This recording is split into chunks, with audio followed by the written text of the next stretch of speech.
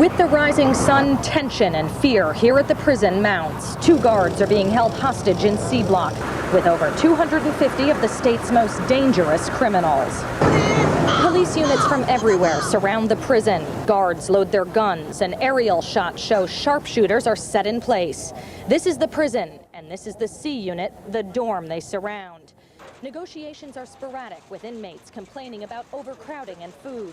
But at 11:30 a.m., a big breakthrough. At 11:29, 3 inmate representatives came out of C building and moved toward another area of the institution. They had with them one of the hostages, and he has since been released. Still, 1 guard remains hostage, his condition unknown. Tactical units are called in, fully armed in riot gear and set in place. Then at 2:30, an unusual and unprecedented move. We believe that we can end this thing successfully. We need your help. The inmates want to talk to the media about their demands, their concerns. They are willing to come out with the final hostage. In an attempt to do this, we are willing to take you inside, all of you. 32 of us, surrounded by well-armed correctional officers, enter into the prison. We are warned about the risks. Inmates, masked and peering out windows, bark orders to negotiators. It's a very tense situation here, but as you can see, we're very well protected.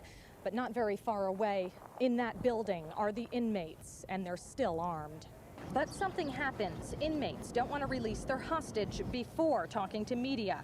Prison negotiators refuse, and we're escorted back outside to safety. Greg, did they renege on their promise then? There was some understanding, and that has not come to fruition. So we're moving out.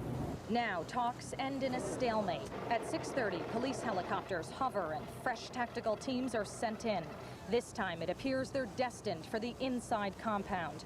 No one's talking and everyone's fully armed. But at 8 o'clock, a big surprise. The inmates said they were ready. Yeah, I believe the year was 1990 or 91, one of the two. I had been plotting an escape for a minute. So they had just sent me out of Supermax for assault on the inmate and the police. So I finished the program. 27 months later, they sent me back in the penitentiary. What's the program name? Supermax in the state of Maryland is similar, I would imagine, to that of ADX in the feds, right? Like a step-down program, right? When Supermax in Baltimore opened in 1988, it was 3 levels. You get one of everything. 1 bar of soap, 1 toothpaste, 1 blanket, 1 pillow, 1 sheet. And the next phrase, you get 2 of everything, right? And so the bed was concrete, the toilet was concrete, the face bowl concrete. And so you would, I would imagine if you sleeping on some hard shit, that it's gonna do 1 or 2 things: soften you up or harden you up. You did, and that was the Supermax in Baltimore, Maryland. Yeah. Okay, so after that, you go back to I'm gonna fast forward. So it's 10 floors to every cell block. 5 actually. It's 5 on one side and 5 on the other, stacked on top. 5. And so you got street side and you got yard side, right? So I used to go at the end of the tier because I kept seeing the police go behind the cell block. And I said, it got to be a hole in the wall back there, or out, right? For them to go back there and make security checks every day. So I cut the bars with some hacksaw blades, flipped them over, and covered them up with ivory soap and painted them the color of the bars. And I would go in there and search around, have a little flashlight, and I saw at the top of the cell block was a hatch that led to the roof. So now I need a good man to ride with me, right? So I snatched somebody up and we began to do it. So these two Baltimore guys had 3 pistols. And so we collaborated and began to plot an escape. So this day I was in the shower and they told me, said, man, jigs up. The police found one of the hammers. I said, God damn. I said, all right, solid. So I took some blood from out the kitchen, you know, some cow blood or whatever, and I put it in a Ziploc bag and put it on ice for this day. So I covered myself in blood, right?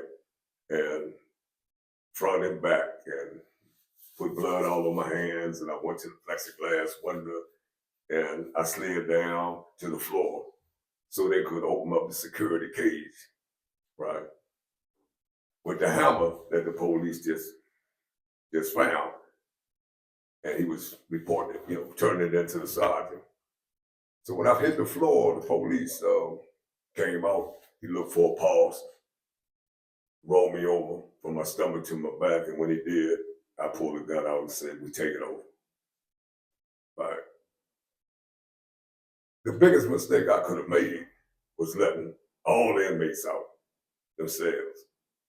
I put a police handcuffed to the bed on each floor, right? And I sit an inmate outside in the chair. It was about escape. It was about liberation. It was about freedom. But the young dudes, let's kill the cops and the pigs, and you know what I'm saying, man, do that shit on your time, because I'm going over this wall, right? So I went and got the homies. I opened the doors, I waved the pistol in the air, hollered jihad, right? So I went and got Timmy Poole, and he looked up, he was sitting on his bed reading. He said, what's up, Big Flavor? I said, man, we going home, right? And we rolled out the cell. I went on top of the cell block, they're up there cutting the way out, but the time that I spent at Supermax, unbeknown to me at the time, they had renovated the roof. And on top of the cell block, actually, and the storage rooms, you know. And you could smell fresh concrete. We stuck, ain't no way out. With tears in my motherfucking eyes, I went to Timmy Poole. And I said, big homie, love you to death. I'm sorry, man, but I can't deliver my promise. And he said, Big Flavor, you know, you tried, Slim, you know, he talking some gangster shit, right? We hugged each other. I got the gun. I said, you sit right here. And I went through the prison, you know, robbing people and stuff. And we sit up there and smoke some weed for 28 hours. Then the National Guards, they stormed the joint, you know. And then the warden came to the window. He said, tell Timmy Poole and Big Reds come to the window. I tell the inmates, get up in the window and tell them Reds is not participating. He locked in his cell. So Timmy said, what's up? I said, man, look here, you know they're going to try to gut us down, right? So we got naked. And before that jumped off, we told the police, because there's a lot of dudes been stabbed and needing insulin shots, and it was a mess, man, you know. So they got on the bullhorn and told the warden, we gonna let them out. The inmates, they need medical assistance. And they said, man, everybody come through that door, we gunning them down. National Guards all around the wall. See, the Baltimore Penitentiary had a 40-foot wall around it. So you can walk on the catwalk from one gun tab to the next, all the way around the whole prison. And so they deep, guns everywhere. So they said, no, we ain't letting them out. So we said, unless you let out a cop. So in my opinion, 10 inmates would equal 1 police. So I'm gonna let out 1 cop and 10 inmates. right? And we debated for a minute. They agreed. We sent one cop about 10 inmates, and that's how that went down. And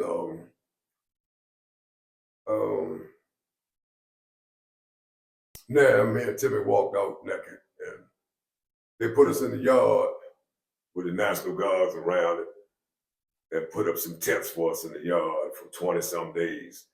Right? They would put a hose up in the fence, and we, go out there and take showers. They would push a food cart into the yard and slam the fence closed. Can you imagine hundreds of inmates running to 1 foot? You know what I mean? So that got ugly in the yard. And so this is what I'm saying about the leadership role thing. Somebody got to take charge. You know what I mean? And dudes of strength that had a voice on the yard, they whipped out them joints and they said, man, look, everybody gonna eat, right? And so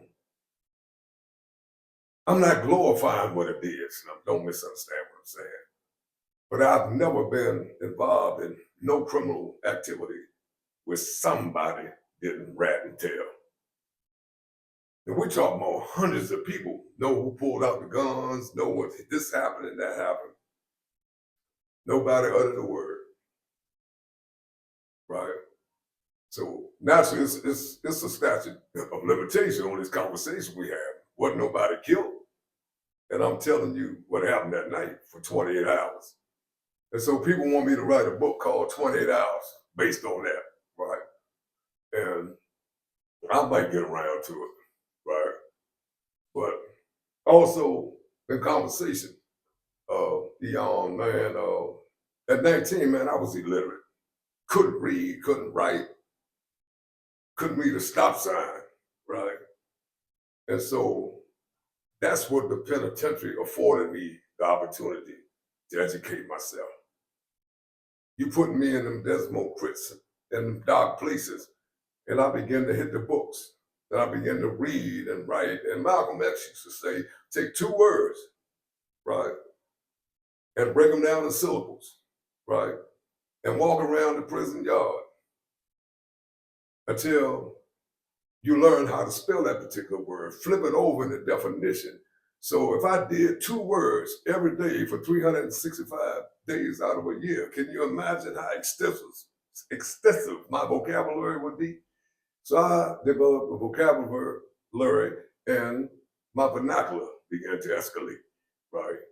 And so I never knew how important education was, right? So you look at the decision making, right? You lacking education. I mean, how you gonna guide and direct the youth and the young? And you dumb as an ashtray with lips. You feel me?